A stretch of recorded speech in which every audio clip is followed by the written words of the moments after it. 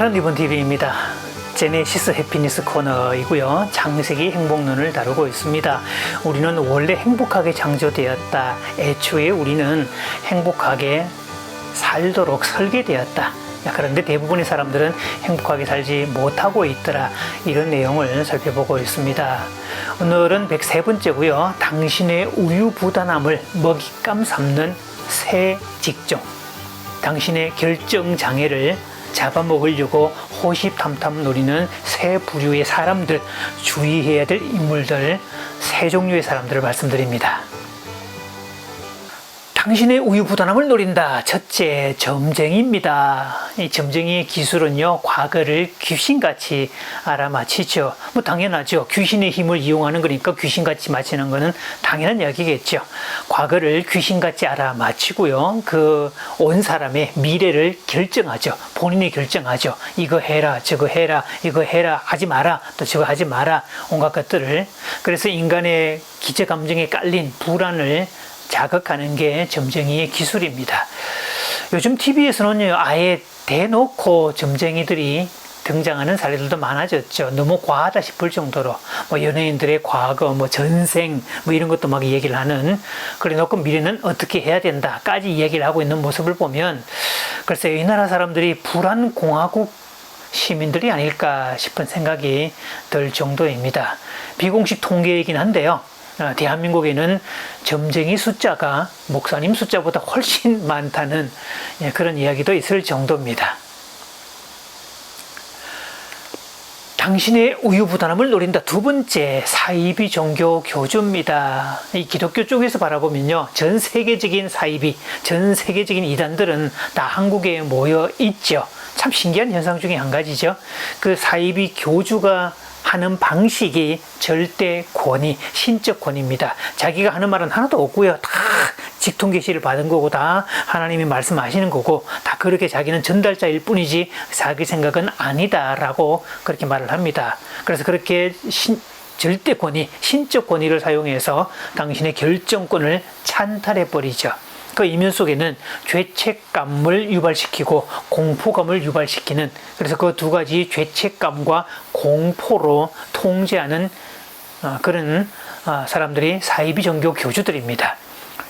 당신의 우유부단함을 노린다. 세 번째, 보습학원입니다. 물론 보습학원 자체가 나쁘다거나 문제가 있다는 뜻은 절대 아닙니다.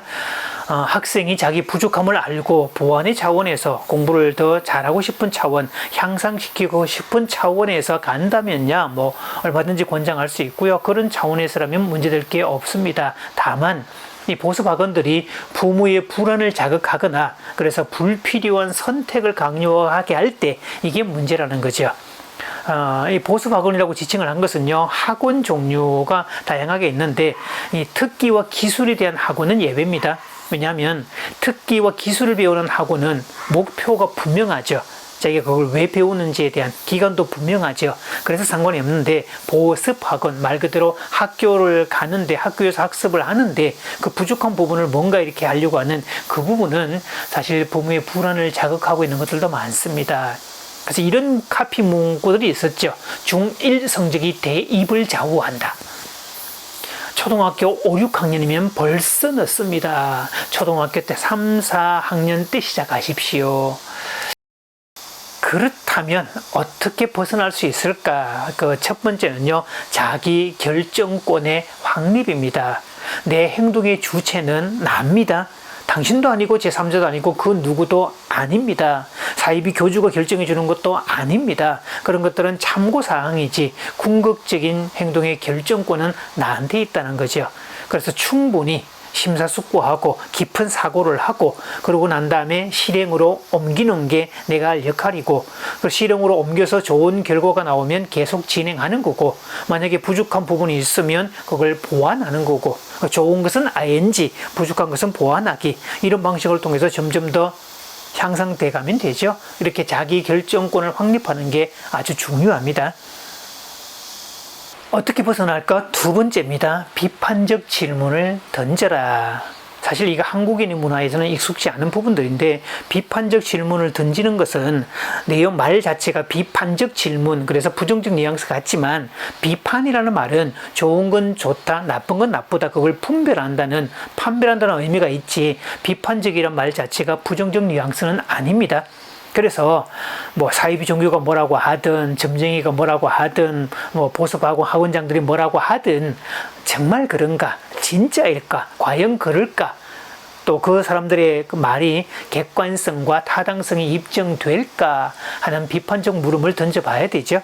그래서 그런 이야기를 할 때마다 우리가 흔히 아는 상식의 선에서 보고 과학의 순으로 보아도 타당성이 입증이 안 된다, 객관성이 입증이 안 된다, 거기는 따라갈 이유가 없습니다. 물론 사이비 종교는 상식과 과학이란 잣대를 얘기해도 그걸 불신앙이라고 도리어 공격하고 아마 비난할 겁니다. 어떻게 대처할까? 세 번째입니다.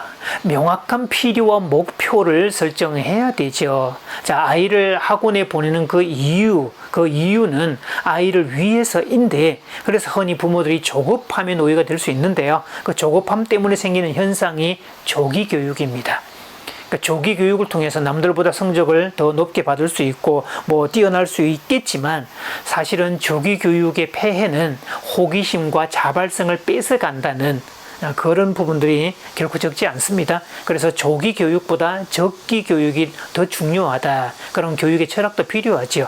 그리고 보습학원을 간다고 할 때 아이 스스로가 자신의 부족함을 깨닫고 나 도와달라, 나 좀 이렇게 보완하고 싶다, 그렇게 나온다면 학습의 주체가 아이 당사자이기 때문에 괜찮지만, 부모의 불안이 이유가 되어서 학원에 보내야 되고, 아까 5, 6학년도 늦으니 3, 4학년 때 보내야 된다, 뭐 중1 성적이 대입을 좌우한다, 이런 말에 걸려서 아이를 보낸다면 그건 학습의 주체가 아이가 아니라 부모가 되겠죠. 그래서 교육의 목표, 교육의 대상, 교육의 방향, 교육 철학, 이런 모든 부분들이 확고하게 정립되어 있어야 합니다.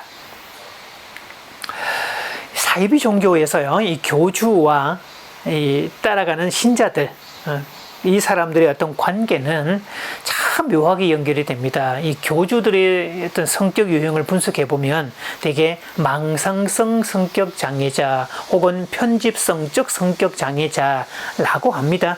남들은 다 아니라고 하는데 본인만 그렇게 믿고 있더라. 그러니까 객관적 사실, 모든 사람이 인정할 만한 객관적 사실은 아닌데 본인만 그것을 확신하고 있더라. 이걸 주관적 사실을 믿고 있다라고 얘기하는데요. 그래서 망상성 혹은 편집성적 성격장애라고 얘기하는데, 이 사람이 볼트라면 여기에 딱 맞는 너트를 가진 사람, 너트에 해당되는 사람들이 있죠. 바로 의존성 성격장애자들입니다. 신앙인은 먹잇감이 될 수 없습니다. 그 이유는 예수님의 산상수훈에서 분명하게 드러납니다. 자, 산상수훈은 인간이 되신 하나님, 즉 성육신하신 하나님, 즉 예수님이 인간에게 한 최초의 설교가 되겠죠. 그렇다면 최초의 설교라는 말은 인간들의 가장 본질적인 문제, 또 거기에 대한 해법이 뭔지를 진단해주고 알려주는 그런 내용이겠죠. 그래서 산상수훈을 통해서 보면 인간들이 가진 가장 큰 문제는 염려였습니다. 심리학적 용어로는 불안에 해당이 되겠죠. 그래서 염려하더라, 근심 걱정하더라, 불안에 빠져있더라, 두려워하더라, 이게 인간이 가진 가장 기저감정, 어느 세계 어느 나라 사람을 막론하고 다 보편적 특성에 해당되는 그런 부분들이더라. 그래서 예수님은 염려하지 말라, 근심하지 말라, 이 내용들을 계속 강조하고 있죠. 자, 그러면서 정인으로 두 정인을 채택을 하죠. 한 정의는 백합화라고 번역되어 있는데, 자, 백합화는 아니고요. 아마 야생, 들국화 정도, 들국화에 해당되는 그냥 지천에 막 펴져 있는, 한국으로 말하면 한 6월 달에 지천에 널려 있는 망초 같은, 개망초 같은 그런 종류의 풀, 지천에 다 보이는 그런 것들. 그러면서 이거 꽃 하나 보이면서, 야, 이 꽃 하나도 하나님이 다 먹이고 재워주고 입혀주고 다 해. 그리고 금방 날아가는 새 이름 뭐였지? 참새였냐? 저 참새 하나 떨어지는 것도 하나님의 허락이 없으면 절대 떨어지는 법은 없어.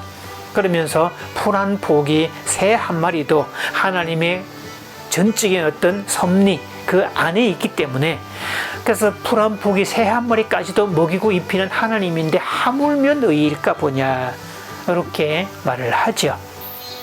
마치면서 행복을 위한 질문 두 가지 드립니다. 자, 첫째, 내가 염려하던 그 일이 정말로 일어나던가요? 두 번째, 내가 염려한다고 일어날 일이 안 일어나고 안 일어날 일이 일어날까요?